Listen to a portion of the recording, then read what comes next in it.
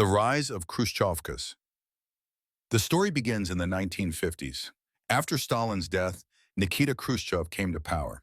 This was a time of big promises, more food, less repression, and, most importantly for our story, a roof over every citizen's head. Khrushchev wanted to solve the housing crisis that had plagued the USSR for decades. But there was a problem. The grand Stalinist buildings, with their towering columns and intricate details, were beautiful, but also expensive and slow to build. And Khrushchev didn't have time for beauty. He needed speed. So out went the palatial designs, and in came something entirely new: prefabricated housing blocks.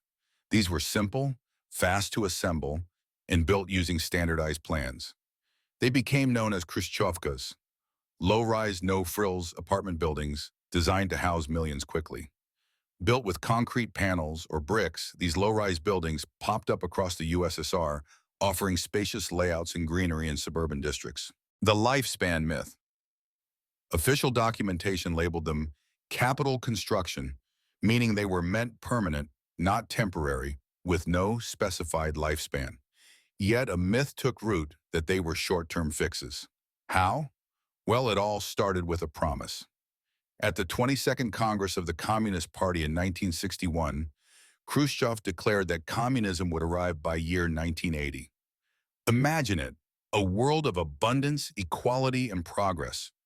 New cars, better socks, tastier sausages, and yes, brand new homes. The idea stuck in people's minds. Everything around them was temporary, a stepping stone to utopia. And on top of that came common misunderstanding of Soviet construction law, which included a service life of 50 years. This service life was a warranty period for renovations, a guideline for routine maintenance, like replacing pipes or roofs. It was not a structural expiration date, but based on it, a rumor became gospel truth. Fast forward to the collapse of the USSR, and now you've got independent media repeating this myth, developers eager to exploit it, and politicians ready to act on it. 2017 Moscow Khrushchovka demolition program.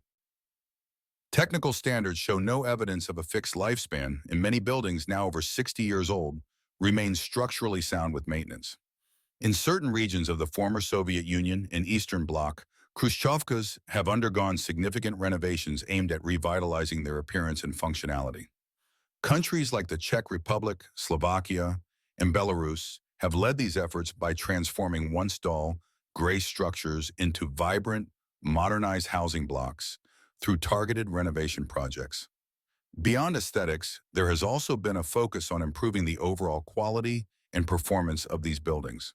For instance, in Tartu, Estonia, the European Union-funded Smart City Initiative upgraded 3 Khrushchovka blocks into energy-efficient, smart homes.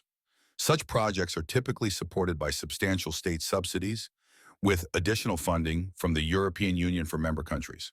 However, in Russia, such renovation initiatives have not been implemented. Instead, in 2017, Moscow authorities announced a massive renovation plan. Thousands of Khrushchovkas across the city would be demolished because, according to officials, they were old, hazardous, and nearing the end of their 50-year lifespan.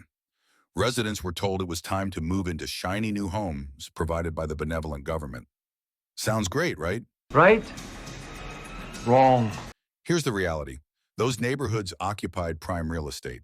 What were once suburban areas had become central locations in a sprawling metropolis of 15 million people. Developers saw dollar signs, or rubbles if you prefer, and decided those old buildings had to go. The scheme was simple: build replacement housing to relocate the displaced residents, but cram them into much smaller footprints, bulldoze the original neighborhoods, then sell off the cleared land to private developers who could construct high-density, overpriced monstrosities. Massive propaganda campaign was launched in city and federal media to scare residents into accepting the move. In February 2017, Moscow Mayor Sergei Sobyanin, in his announcement to President Putin, claimed there were mass resident appeals for demolition.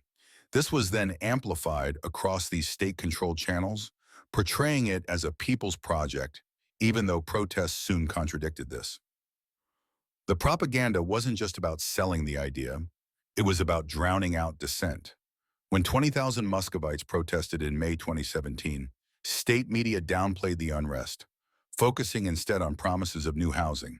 This mirrors Russia's fire hose of falsehood model, where high-volume, multi-channel messaging overwhelms opposition with rapid, often inconsistent claims, like shifting from safety concerns to economic benefits for the city.